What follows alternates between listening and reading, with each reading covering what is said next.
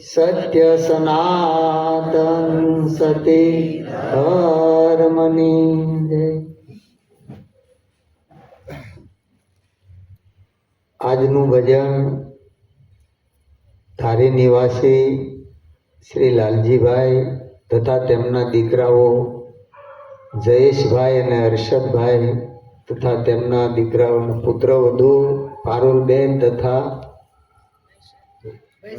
વૈશાલીબેન, આ સર્વે મળી અને આજનું ભજન રાખવામાં આવ્યું છે કે જે જયેશભાઈના માતુશ્રી લાભુબાનો દેહ વિલય થયો એ નિમિત્તે આજે આપણને ગુરુ મહારાજના ગુણ ગાવાનો અવસર પ્રાપ્ત થયો. એ બદલ દરેક સંતો એમને ધન્યવાદ આપે છે.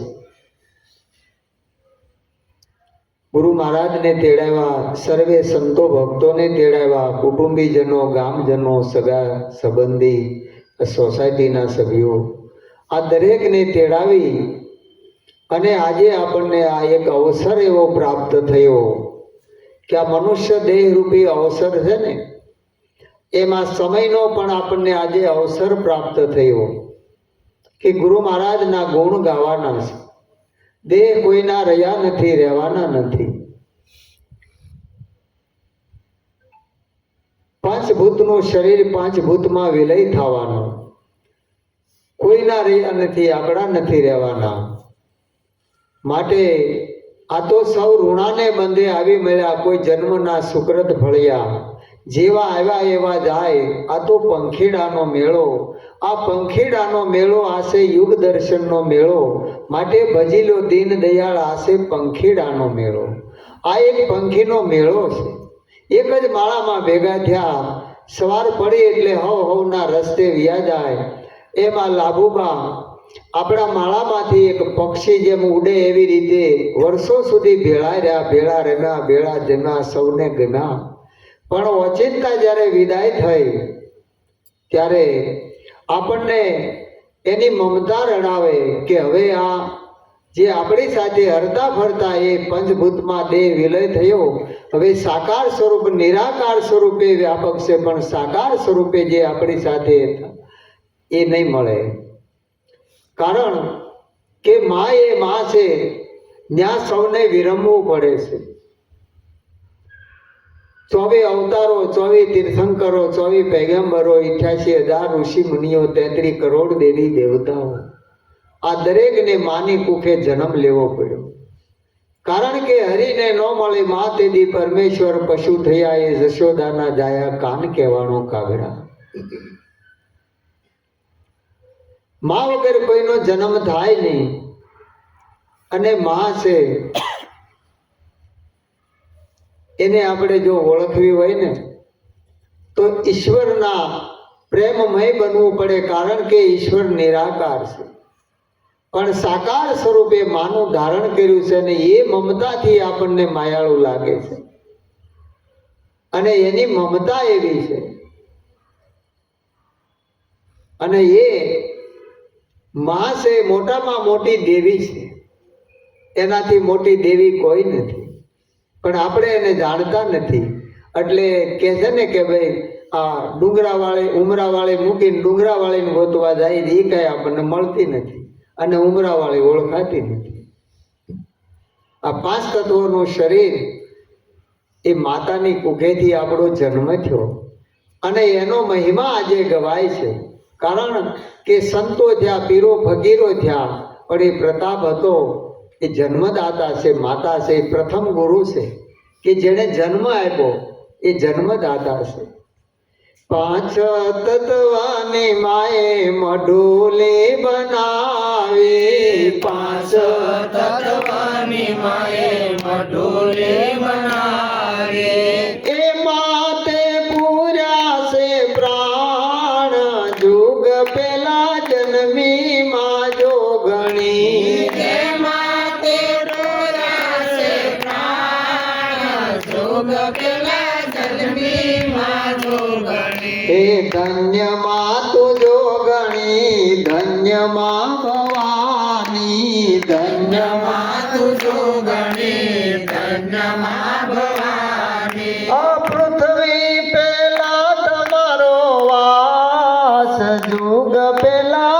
જન્મી માં જોગણી પૂજણી પેલા તમારો વાસ સુખ પેલા જન્મી માં જોગણી એ પાતાળ જઈને માએ કુંભ જ સ્થાપ્યો પાતાળ જઈને મને કુંભ સ્થાપ્યો એના કર્યા છે બે ભાગ જુગ પેલા જન્મી માં જોગણી એમના કર્યા છે બે ભાગ જુગ પેલા જન્મી માં જોગણી આ જુગ પહેલા એટલે આપણા જન્મ પહેલા દેહ રૂપી નાનું જગત છે આ મોટું વિરાટ છે આ જગ પહેલા એ જન્મી ત્યારે આપણો જન્મ થયો એટલે એનો મહિમા ગવાય છે આપણા ધર્મશાસ્ત્ર જુઓ ઉપનિષદો શું કહે છે કે માતૃદેવ ભવ પિતૃદેવ ભવ આચાર્ય દેવ ભવ અતિથિ દેવ ભવ અને પતિ દેવ ભવ પાંચ દેવ બોલતા ચાલતા જીવતા જાગતા હરતા ફરતા આપણા ઘરમાં છે અને આપણે બહાર ટોટું કાઢીએ છીએ જ્યાં સુધી આપણા ઘરમાં આપણને નહીં હુજે ત્યાં સુધી બહાર કાંઈ હુજવાનું નથી જેને ઘરમાં દેખાય નહીં કદાચ વિદેશમાં જાય તો એને દેખાય ખરું જેને દ્રષ્ટિ નથી આપણો સનાતન ધર્મ છે કે માત પિતાની સેવા કરતા શ્રવણ સ્વર્ગે ગયો કળયુગનું એને કલંક ન લાગ્યો અવિચળ પદમાં રહ્યો એ અજ્ઞાની લોકો તમે જરા જાગીને જુઓ તમે કા નિંદરમાં છો આપણે કયા ધર્મનું અનુસરણ કરીએ છીએ કે આપણા માતા પિતાને આપણે ભૂલી ગયા એનાથી મોટું કોઈ તીર્થ નથી અને જેણે જેણે મુક્તિ મેળવી છે જેને જેને મોક્ષ પદની પ્રાપ્તિ કરી છે સંસારમાં રહ્યા છે બહાર ક્યાંય ગયા નથી આપણા સંતો કહે છે કે એક સાબડે 100 સંસારી એકમાં જોગી લાવો કયા જોગીને રામ મળ્યો એક તો બતાવો નથી જોગી થઈને જાવું નથી આ દેહ ભગવો ધારણ કરવો નક્કી કરો એક રામનું નામ નક્કી કરી લો ક્યાંય જવાની જરૂર નથી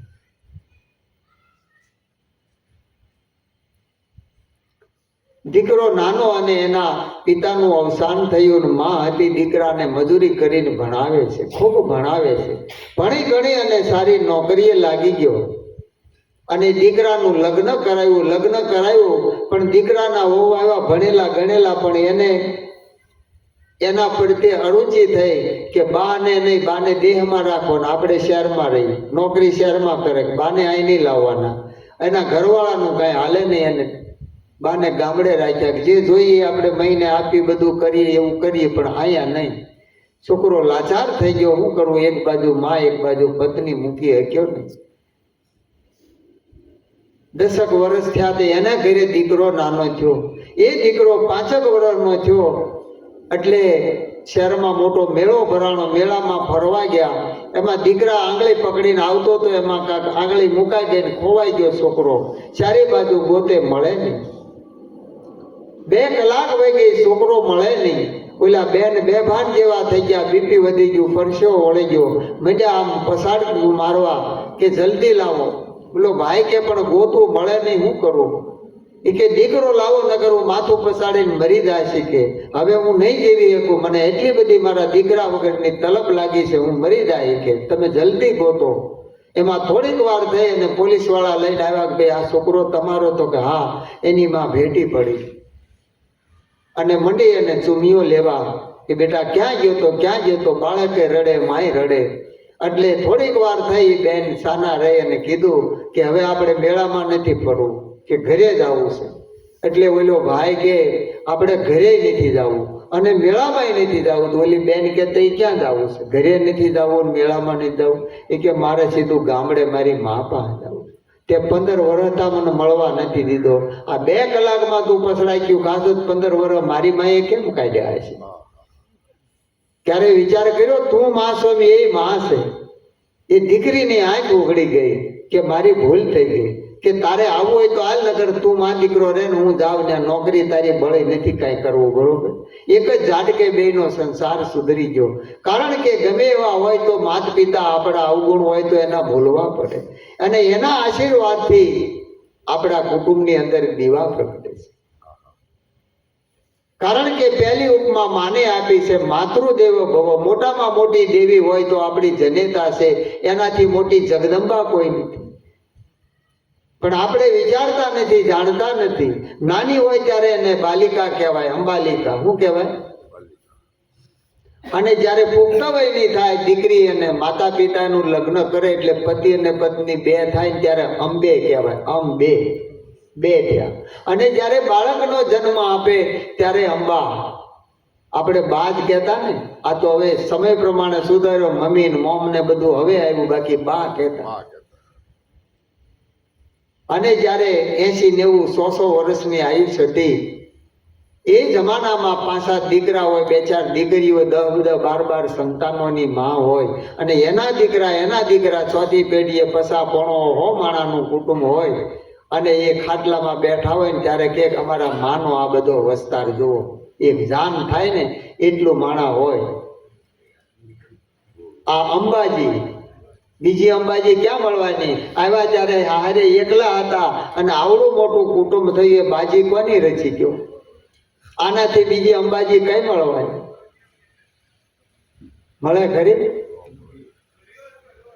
એટલે એને અંબાજી કહેવાય, એને કુળદેવી કહેવાય. કેમ કે કુળની વૃદ્ધિ કરી, આપણા કુટુંબને વધારનારી આપણી માં હોય. અને કુળના દીપક પ્રગટાવ્યા એટલે કુળ વધુ કહેવાય. અને પુત્રની વૃદ્ધિ કરી એટલે પુત્ર વધુ કહેવાય. એકની એક જ હોય પણ એને ઉપમા કેટલી આપી છે. અને એની ભેળા રહી અને જે આનંદ કરે છે. કારણ કે આપણા શાસ્ત્રમાં 4 માવતર છે દીકરીના માટે. 2 જન્મ દીધો એ અને સાસરે ગયા ત્યારે સાસુ અને સસરા 2. આ 4 માવતરની જેને સેવા કરી એના માતા પિતાને સંતો ધન્યવાદ આપે છે કે દીકરો એક કુળને તારે, દીકરી 2 કુળને તારે છે. આવા સંસ્કાર જેના હોય એની કા પૂર્વની પુનાઈ હોય અને એને આવો મહિમા સમજાય. હે પ્રભુજી સસરા વિનાનો સુસાસરું રે, પ્રભુજી સસરા વિનાનું સુસાસરું રે. હે પ્રભુજી સાસુ વિનાના સુએ મોંઘો મન ખ્યો ફરી ફરી નહીં મળે રે. આવો મોંઘો મને જો ફરી ફરી નહીં મળે. હે જાડવે જાડવે માળા નાખિયા રે, જાડવે જાડવે માળા નાખિયા રે. હે પ્રભુજી લખજો લાંબા લેખ મોંઘો મન ખ્યો ફરી ફરી નહીં મળે રે. મોંઘો મને જો ફરી ફરી નહીં મળે. દેવને દુર્લભ એવો આ મોંઘામાં મોંઘો મનક્યો એટલે આ મનુષ્ય દેહ ફરી નહીં મળે. એક જ ઝાડવે માળા નાખ્યા, ઘરે ઘરે માળા જ હોય, બધા પક્ષીઓ રહેતા હોય, કિલોલ કરતા હોય, અને એમાં રહી અને જેણે પ્રભુનું ભજન કર્યું અને એનો ઉદ્ધાર. એટલે કીધું છે કે 100 શિક્ષક બરોબર એક માતા છે. 100 શિક્ષકો જેટલું બાળકને શીખવે ને જેટલું એને ભણતર ભણાવે એટલું ભણતર એક માં ઘરે બેઠા ભણાવે. આવું છે. અને એ માં આજે વિસરતી જાય છે. એ આપણા ધર્મનું પતન છે. ખરેખર સનાતન ધર્મ સનાતની હોય એનું લક્ષ્ય પહેલું આ હોય. આપણા શાસ્ત્રો કહે છે, આપણા સંતો કહે છે. આગળના જે સંતો, આદિ સંતો જો ક્યાંય નથી ગયા. એટલે 100 શિક્ષક બરોબર એક માતા છે. આધ્યાત્મિકમાં જુઓ તો 1000 માતા બરોબર એક સંત છે. કારણ કે માતા હોય એ બાળકને પારણિયામાં સુવરાવે છે કે બેટા હોઈ જાય, અને સંતો એને જગાડે છે, એને જાગૃત કરે છે. એટલે સંતનો મહિમા એટલે ગવાય છે, કારણ કે સાચા સંતો મળે તો આપણને આ મૂળ ધર્મની વાત કરે. આપણો પોતાનો ધર્મ કયો? આપણે ધર્મને માનવી છીએ, દરેક દેવી દેવતાઓને માનની, ભગવાનને માનની, પણ આપણે આપણા ધર્મનો ક્યારે વિચાર કર્યો કે આપણો પોતાનો ધર્મ કયો? ભગવાન અર્જુનને કહે છે કે હે અર્જુન, સ્વધર્મ નિધનમ શ્રેય. મનુષ્ય પોતાના ધર્મમાં રહે અને મૃત્યુને પામે છે તો એનું શ્રેય થાય છે, એનું કલ્યાણ થાય છે, એની દુર્ગતિ ક્યારેય નથી થતી. આપણો ધર્મ કયો? જેસલને જ્યારે હોડકામાં બેઠો ને જ્યારે તોફાન જાગ્યું, તોરલના પગ પકડ્યા ને કીધું કે હે માં મને ઉગાડ, ત્યારે તોરલે કીધું કે પાપ તારું પ્રકાશ જાડેજા, ધર્મ તારો અંબાય. શું કીધું? તારો ધર્મ અંબાળ તો તારી બેડલીને બુડવા નહીં દો, એમ સતી તોરલ કહે છે. તારો ધર્મ અંબાળ તો નહીં બુડવા દો, એમ સદગુરુ એ રસ્તો બતાવ્યો. જો તારા ધર્મમાં રહે તો તારું નાવ સામે કાઢે, તારે કોઈ જાતનો ભય નથી. પણ એના બોલનો તોલ કરે એના માટેનો આ મહિમા છે. એટલે માતા એને સુવરાવે છે, એટલે સંતો જગાડે છે, એને જાગૃત કરે છે. કેમ જાગવાનું કે છે, ભાગવાનું કહેતા નથી, કે જાગો જાગો લોકો મત સુવો મત કરો, નીંદ સે પ્યાર જૈસા સપના રહેન કા વૈસો હે સંસાર. રાત્રિનું સપનું 2-4 કલાક આવે, આંખ ઉઘડે ને પૂરું થઈ જાય. આ સંસારનું સપનું 50 કે 100 વર્ષ આંખ વિસાઈ ગઈ એટલે પૂરું થઈ ગયું. લાબુબાનું સપનું આંખ વિસાણે એટલે પૂરું થઈ ગયું. હરિઓમ તત્સત. એમાં જાગૃતનું સપનું, એમ નિંદ્રાનું સપનું, બે સપના બે ખોટા. પણ આ સપનાની અંદર જે જાગી ગયો એને સદગુરુની કૃપા થઈ કે જાગી ગયો કે આ બધું છે પણ આમનામ રહેવાનું છે. કહે કબીર સુન મેરે ગુનિયા, આપ મુવાપી છે ડૂબ ગઈ દુનિયા. આપણે સહી તો જ આ બધું નગર, પછી કોણ કાકા ને બાપા ને મામા ને ભાઈ ને માસી કોણ કે? પછી કે એમ સંત જગાડે છે કે નાનો હતો માતાના ઉદરમાં 9 મહિના સૂતો, જન્મી અને પારણિયામાં સૂતો, અને પછી ધરતી ઉપર સૂતો, મોટો થયો ત્યારે ઢોલી અને રજાઈમાં સૂતો. હવે શમશાને સુવાનો વખત આવ્યો, ભલામણા હવે તો જાય. આ ક્યાં સુધી આ નિંદ્રામાં? આ ઘેરાણો શું મોહ નિંદ્રામાં, કાળ ઝપાટા મારે, વારે વારે તને હું સમજાવું, આંખ સતાય નહીં બાળે. આપણી નજર આમે કેટલાય ગયા, લાખો ગયા ને તું પણ જવાનો, મૂર્ખ મનમાં વિચાર. સાચું કહું છતાં જૂઠું માને તો મુવા કુટુંબને સંભાળ. આ મોંઘો મનુષ્ય દેહ ફરી ફરી નહીં મળે, વારંવાર ભાઈ તું ભજી લેને કીર્તાર. કા પ્રભુનું ભજન કરી. આ ગમે એટલો વૈભવ હશે, ગમે એટલું હશે, છતાંય અંતે કાંઈ કામ નથી આવવાનું, કાંઈ નથી આવવાનું. પણ કાંઈક ભક્તિ રૂપી વાતું હશે, કાંઈક ભજન કર્યું હશે તો અંતે એ કામનું છે.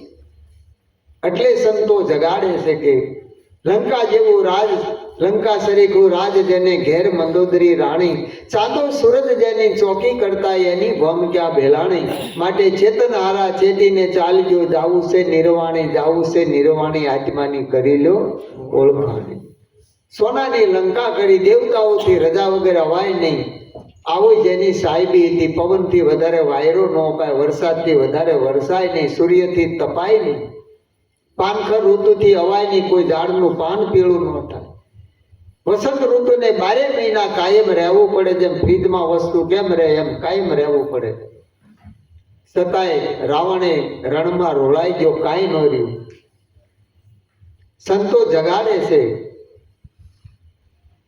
કારણ કે જ્યાં સુધી આપણો વિચાર નહીં બદલે ત્યાં સુધી વેહ ગમે એટલા બદલીએ.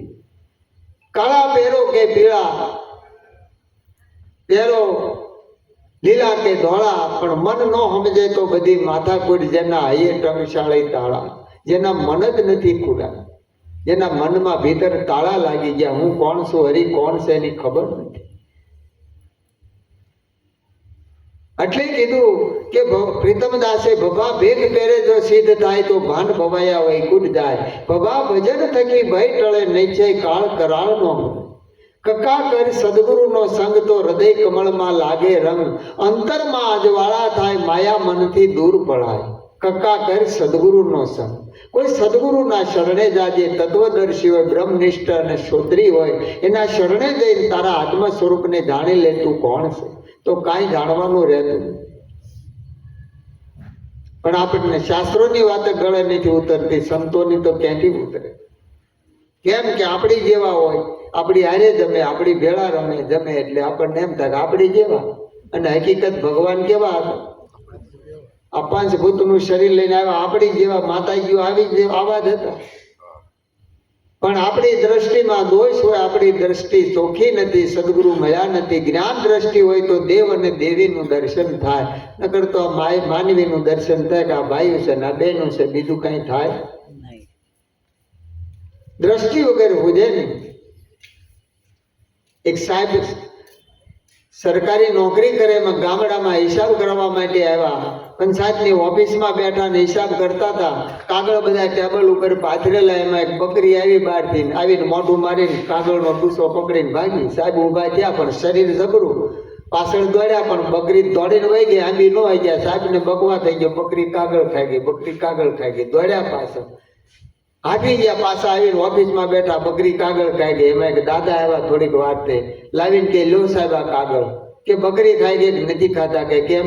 કે તમારો હિસાબ સરકારને ગળે નથી ઉતરતો, બકરીને ગળે ઉતરે. ઉતરે કરો એમ શાસ્ત્રની વાતો આપણને ગળે નથી ઉતરતી. રામાયણ વસાય, ભાગવત વસાય, કેટલું કેટલું કથાકારો કે છતાં એ ગળે નથી ઉતરતું. તો આપણને સંતોની વાત ગળે ઉતરે. ગળે ઉતરી જાય તો નક્કી થઈ જાય કે આપણા વિચાર બદલવાના, કાંઈ બદલવાનું નથી. એટલે સંતો શાન કરીને કહે છે, વિચારમ પરમ જ્ઞાનમ. ગીતાની અંદર ભગવાને કીધું અર્જુનને કે તું વિચાર કર, તું કોણ છે અને હું કોણ છું. તું જે જોશો કે આ મામા ફૂઈના સહી, આપણે હાળો બનાવી સહી, સખા સહી, એ ભૂલી જા. આ ગુરુ કોઈ વ્યક્તિ નથી અને ભગવાન કોઈ પદાર્થ નથી. એના માટે વિચાર બદલવાનો છે. એ બદલ્યા બદલ્યા દેશ ને વાળી વેશ રે, વેશોમાં વાલો નો મળ્યા રે લોલા. બદલ્યા બદલ્યા દેશ ને વાળી વેશ, વેશોમાં વાલો ન મળ્યા રે લોલ. હે મેલી નહીં માયા કેરી મદલાળ રે, અવસર બધો એ ગયો રે લોલ. મેલી નહીં માયા કેરી મદનાર, અવસર બધો એળે ગયો રે લોલ. હે હાલો હાલો મન મંદિરની માય રે, દર્શન કરવા દેવના રે લોલ. હાલો હાલો મન મંદિરની માય, દર્શન કરવા દેવના રે લોલ. આ બેઠો એમાં દુનિયા આખીનો દેવ રે, પરમાત્મ રૂપી આત્મા રે લોલ. બેઠો એમાં દુનિયા આખીનો દેવ, પરમાત્મા રૂપે આત્મા રે લોલ. આખી દુનિયાનો જે દેવનો દેવ પરિબ્રહ્મ પરમાત્મા એ પોતાના સ્વરૂપમાં છે. પણ સ્વરૂપનું જ્ઞાન ન થાય ત્યાં સુધી આપણે ગમે એટલું વાંચીએ, સાંભળીએ, એથી કાંઈ કલ્યાણ નહીં. સદગુરુ એ કલ્યાણકારી છે, એનો રસ્તો જે છે. સદગુરુ સ્વયં કલ્યાણની મૂર્તિ, એ કલ્યાણકારી છે. આ જીવાત્માનું કલ્યાણ થાય છે.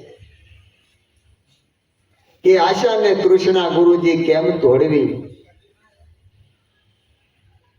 અને કેવી રીતે તોડવી? ગુરુના શરણે જઈ અને પોતે પોતાનો વિચાર રજૂ કરે કે ગુરુ મહારાજ આમાંથી કેવી રીતે છૂટે?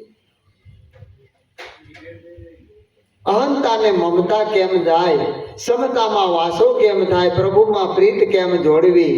કેમ કરવાથી પરમ આનંદ મળે અને જન્મ મરણનું દુઃખ કેમ કરીને ટળે? હે ગુરુ મહારાજ, આ કૃપા કરી અને આનો મને રસ્તો બતાવો. ત્યારે સદગુરુ એને વિચાર આપે છે અને સમજણ આપે છે કે ભાઈ, આ આશા અને તૃષ્ણા એ વૈરાગ વડે જાય. ક્યારે જાય? વૈરાગ આવે ત્યાગ ટકે ની વૈરાગ વિના, ભલે કોટી કરે ઉપાય. ત્યાગ કરે પણ વૈરાગ વિના ટકતો નથી, પછી અનર્થ કરે.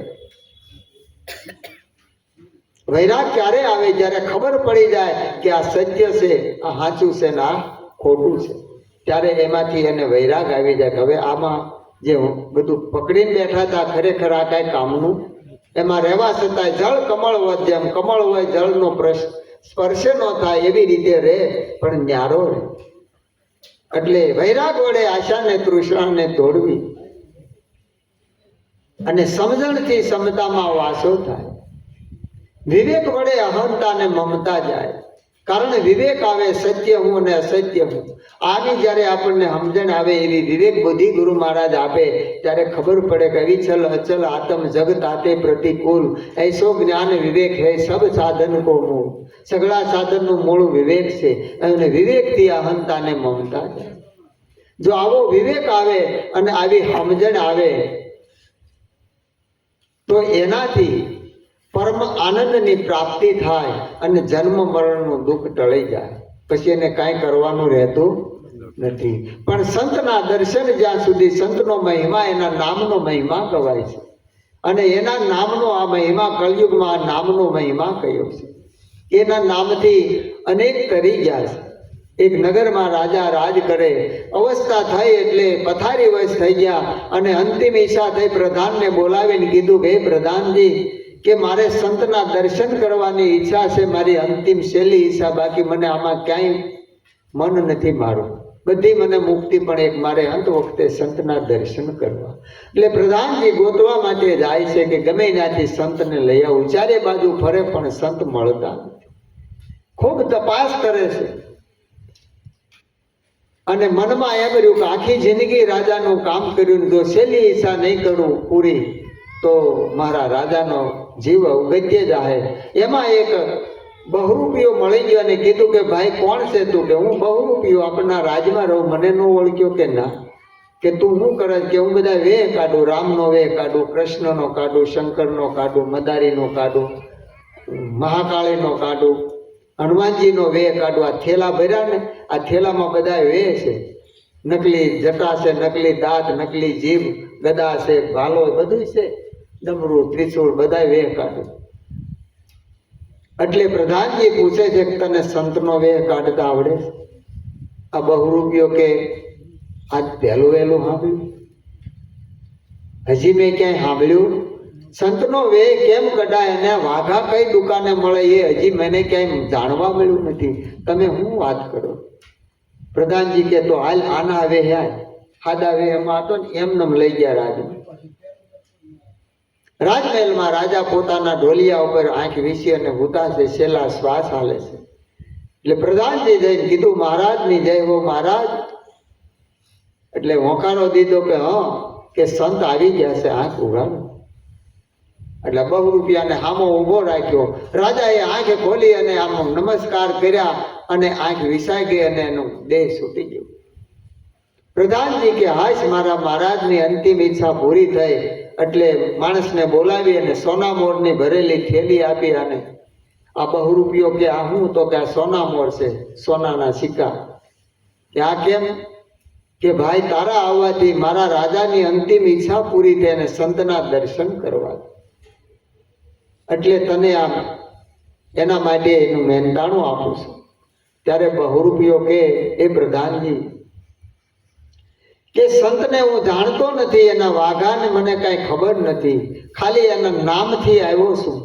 અને રાજા એ નામનો મહિમા જાણી આ સંતના નામ સાંભળી અને એની આંખ ઉગાડી દર્શન કરીને એની આંખ વિસાઈ ગઈ. પણ એ પ્રધાન, મારી આંખ ઉઘડી ગઈ કે આ નામનો મહિમા કેવો હશે, કે આ નામના પ્રતાપે અનેક તરી ગયા. તો મારે એ નામનો મહિમા જાણી અને હવે આ કોઈ વેહ બદલવો, આના વેહમાં મારે બહાર જવું છે. કારણ કે જે નામથી જેસર ને સતી તોરલ સ્વરૂપે મળી ગયા અને એ નામથી પલમાં પીર કીધું, એના કર્મના બંધન છૂટી ગયા. વાલીઓ લૂંટારો જેને નારદ મુનિના સ્વરૂપમાં સંત મળી ગયા અને રામ નામનો મંત્ર આપ્યો, વાલ્મીકી ઋષિ બની ગયા, સપ્તકોટી રામાયણની રચના કરી. અને એ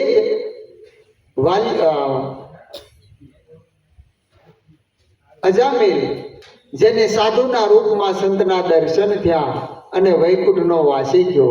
અંગુલીમાલ જેને બુદ્ધ ભગવાનના સ્વરૂપમાં મળી ગયા અને પરમ ગતિને પામી ગયો. આવો આ સંતના નામનો મહિમા છે. જેને જેને આ કળિયુગમાં નામનો મહિમા જાણ્યો એનું કાર્ય પૂરું થઈ ગયું અને કાંઈ કરવાનું રહેતું નથી. એના માથે જન્મ મરણ નથી, એને કોઈ 84નું બંધન નથી, એને કોઈ ક્રિયા કર્મ કાંઈ કરવાનું રહેતું નથી. એ તો સદાયને માટે મુક્ત છે જેણે પોતાના સ્વરૂપનું જ્ઞાન લીધું. માટે નિરાજ મહારાજ કહે છે સંત સ્વરૂપી આ ભવમાં નાવ છે, વિરલા કોઈક બેસી જાવે, જે જન બેઠા તે ભવ તર્યા, નિરાજ બીજા તે ગોથા ખાવે. માટે સંતોની સંગત મરણે નો મૂકીએ, ચૂકીએ ની 4 દિવસનો લાવ. માટે મન રાખો સંતોમાં, માલતું વિલંબ નો કરીએ, આવ્યો છે આ દાવ.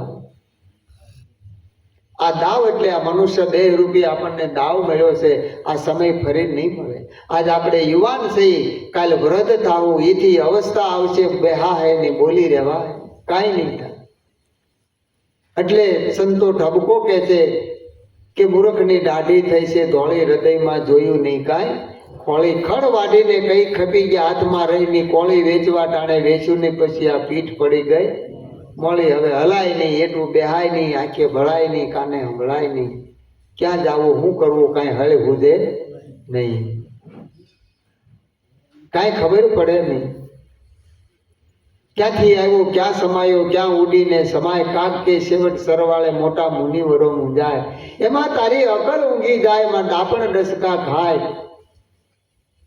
એમાં કોઈ આપણું ડાપણ કામ આવતું નથી. પણ સમય હોય ત્યાં ચેતી જવા જેવું છે, અને ચેતી ગયા એ ભવસાગર તરી ગયા છે. આવો મહિમા છે. ચેતીને ચાલશો તો પાર લંબી જાશો, ભવ સાગરની માય રે માયલા. ચેતીને ચાલશો તો પાર લંબી જાશો, ભવ સાગરની માય રે માયલા. પ્રેમને તજી ગયો, પ્રેમે ભજી લો, પ્રેમેથી પ્રભુ રાજી થાય રે માયલા. પ્રેમને તજી ગયો, પ્રેમને ભજી લો, પ્રેમથી પ્રભુ રાજી થાય રે માયલા. અરે કાયાનો હિંડોળો રે રસિયો, જગમગ જોલા ખાય રે માયલા. રે કાયાનો હિંડોળો રસિયો, જગમગ ચોલા ખાય રે માયલા. રામને ભજી લો, હરિને ભજી લો, 84નો ફેરો મટી જાય રે માયલા. રામને ભજી લો, હરિને ભજી લો, 84નો ફેરો મટી જાય રે માયલા. કથાને કીર્તન સેવાને સમરણ કરવાનો અધિકાર રે માયલા. કથાને કીર્તન સેવાને સમરણ કરવાનો અધિકાર રે માયલા. સદગુરુ મહારાજની